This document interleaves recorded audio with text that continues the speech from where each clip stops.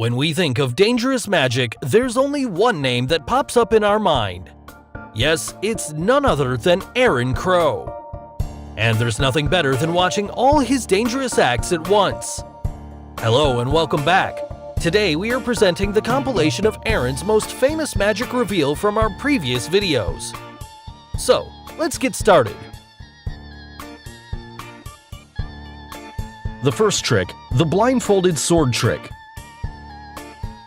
This trick, performed by Aaron Crow, is quite possibly the most dangerous trick performed on talent shows around the world. Known for being a famous mentalist, here's what he did. He first calls upon a few spectators and one of the judges on stage to start performing his stunts involving sharp objects. For his act, Aaron picks up a burning candle and drops hot liquid wax onto his closed eyes, thus sealing them totally shut. He then blindfolds himself with 3 different materials, i.e. the white gauze, followed by a black tape, and finally the aluminum foil over his head. This was enough to convince the audience members and the judges that he was not able to see anything.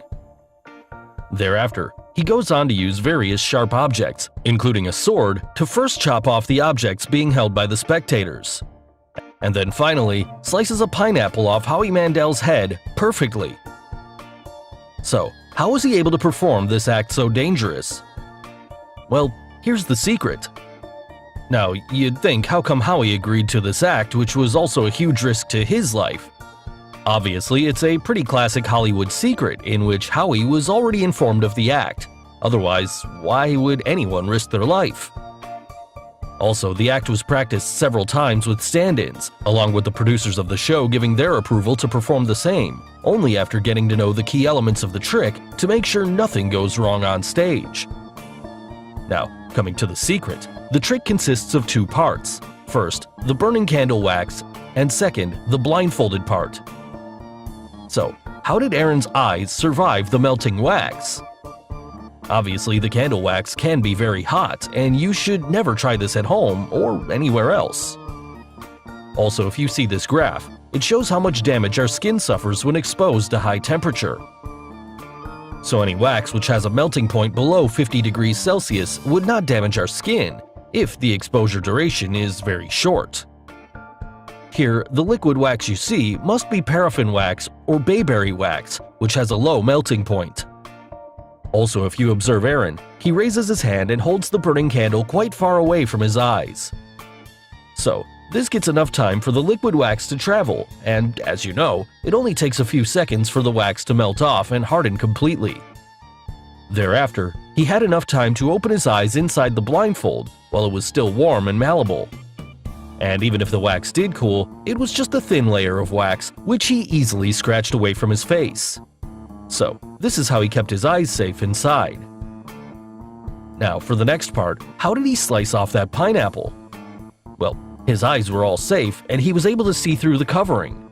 Otherwise, the show would never let anyone perform this dangerous act with him blindfolded and not able to see. But how was he able to see through the layers? Well, he did wrap the white gauze and the black tape followed by the foil. But there's a trick to these props. They were not secured properly around the head, and the way he put all the stuff on his eyes was just a trick. Now, Aaron's a perfect illusionist, and if you check his left hand index finger, you can see his fingers sneaking and pulling down the blindfold. At the same moment, he wraps a silver foil around his head which conceals the finger movement underneath. So the gauze is just like an eye mask which can be lifted and back down again. But what about the outer covering of foil? Obviously, the white gauze and black tape were a perfect covering which hid his eyes and he couldn't see through. But the foil you see on his head is not an aluminum foil, but a transparent material known as silver window tint, which is mostly applied on car windows. It's a one-way reflective glass material from which he could easily see through. So, he wraps around 2 layers of that tint, one at the front and the other one at the back of his head. And he separated them while wrapping it around his head. And now you know it, his vision is not blocked, and he can see through the blindfold and goes about cutting the objects with quite ease. But still, isn't swinging a sword above a person's head very dangerous? Well, it is, but the sword you see was a gimmick sword, which might even be just plastic. And the pineapple placed on Howie's head was pre-cut to almost 90 to 95%, and thereafter only needed a small force to slice it apart. Also, the golf-shaped metal bar to the right of his face is almost 3 inches, which means the sword would just rebound and not hurt him in case he missed his target.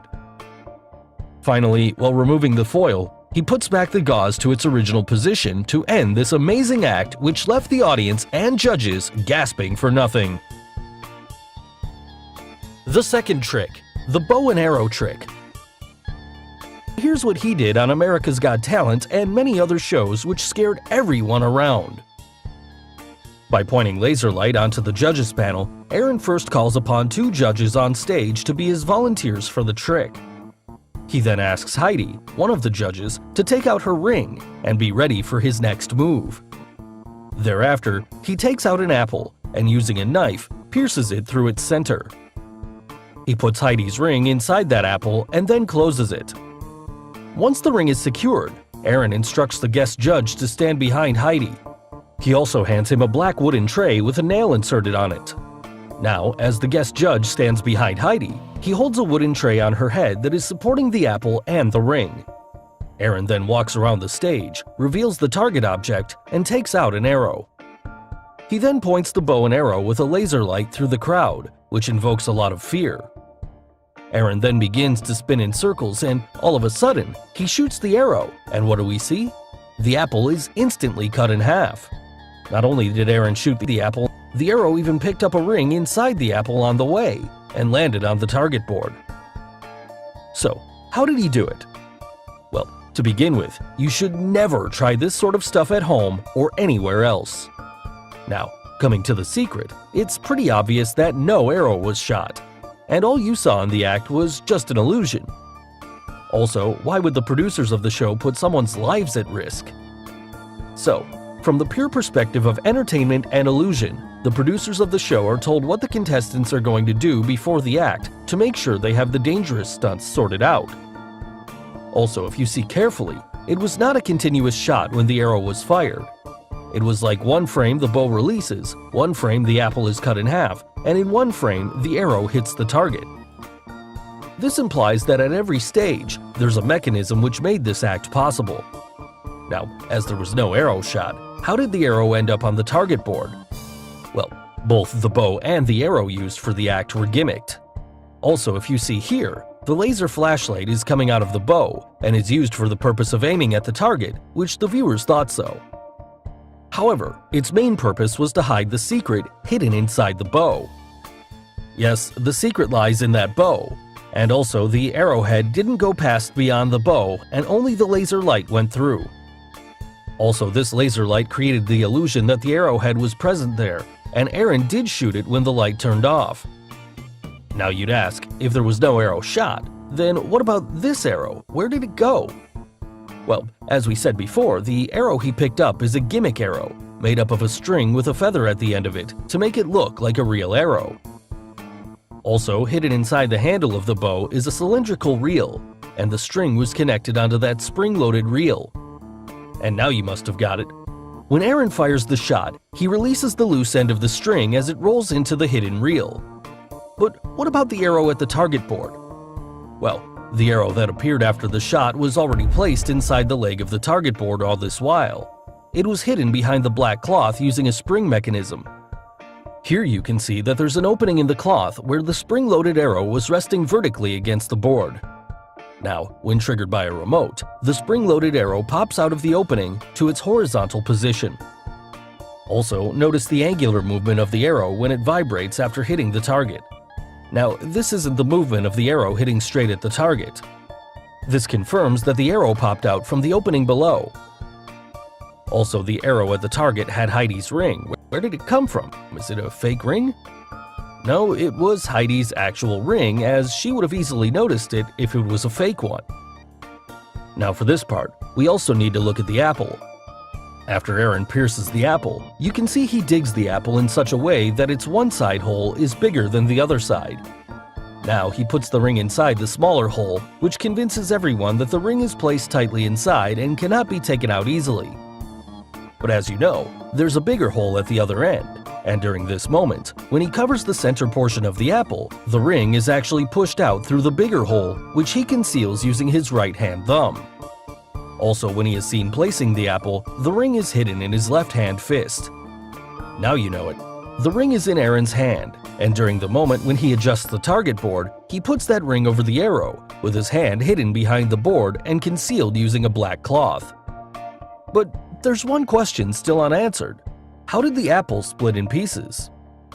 Well, the tray on which the apple was placed had a built-in mechanism at its bottom. A spring-loaded knife was placed underneath, which moved from left to right when triggered by a remote. Now, this made the apple to split perfectly in parts, as the knife came out through the opening under the apple. And this is how the apple was cut in half.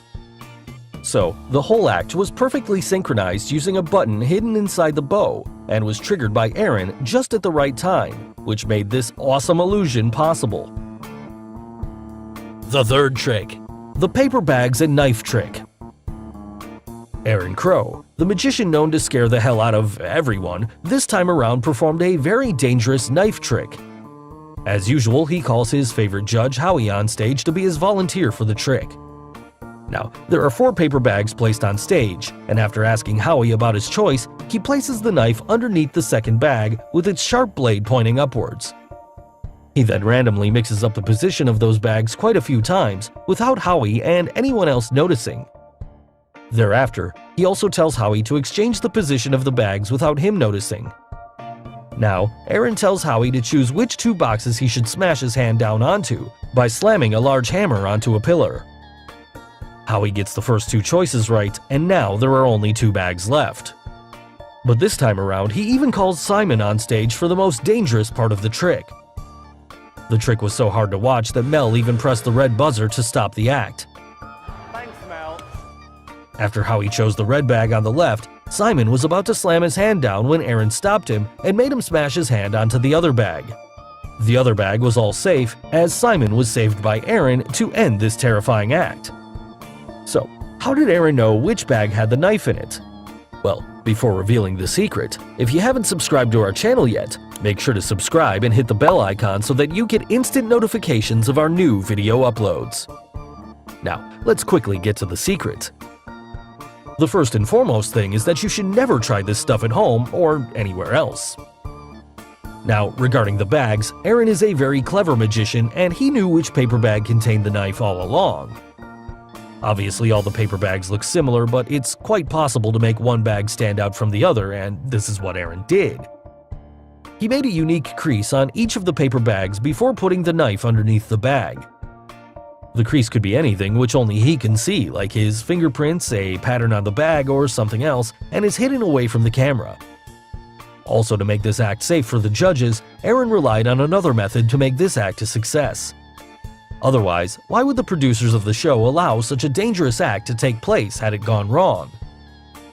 The other way is that, if you see, while Aaron was moving the bags, he could clearly notice the weight differences in the bags. Hence, the bag with the knife would have more weight than all the other bags. So clearly, this would allow him to identify which one of the bags had the knife in it. The heavier bag theory is safer and easier, but either way, this trick works quite well. Now, some of you'd think, what if Howie stopped at the bag where the knife was? How would he cover that? Only one bag contains the sword, so when Howie hits the hammer, Aaron can either do it exact or he can add a little delay, allowing him to move to another bag, since he already knows the bag.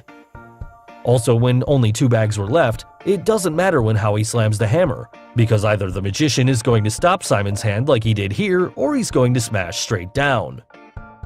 Finally, the only thing that was sure is that Aaron was, after all, going to save Simon and impress us all. So finally, Aaron Crow's last trick on our list: the dangerous cargo box trick. Aaron Crow, the magician known for his terrifying tricks, performed a game of chance trick, which had Howie concealed in one of the 4 huge cargo boxes lifted in air. He then asks Heidi and Mel B to choose one of the 4 blocks. Their choices were box number 1 and 3, after which Aaron chops a rope suspended above each box, thus destroying the boxes totally. Finally, Simon hesitates and stays with the box number 2. Aaron then chops off the rope which Simon didn't choose, and fortunately, Howie was all safe, hidden under the remaining box which Simon stayed with. So, how did he do it? Well, here's the secret. The back of all the blocks were uniquely marked, and the difference was very minor. Only Aaron could easily identify the difference. So he knew which number each block had, even though the blocks were flipped over. Now he obviously knew that Howie was in box number 2. Coming to the free choice, no matter which block the judges select, he would either grab the block they chose or the block they didn't, and it would work for him either way.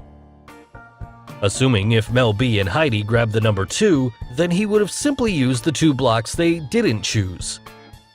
Finally, when Simon chose the block Howie was in, how come Aaron did not crush that box? Well, the fact that Aaron stayed silent helped his case. So here, he didn't speak to ask Simon whether the chosen number 2 he wants to stay with is for kill or to save Howie. Now, since Simon tells that he'll stay with number 2, so Aaron convinced everyone that Simon wants to destroy box number 4. If it was the other way around, and suppose Howie was in box number 4, then Aaron would have changed his tactic and instead crushed box number 2 to always save Howie. So guys, hope you enjoyed the compilation of Aaron's most dangerous magic reveal of all time. Which trick scared you the most? And name any other magician whose video compilation you would like us to create. Let us know in the comments below. Do like and share this video with your friends on social media. For more such amazing things, don't forget to subscribe to our channel. And finally, thanks for watching.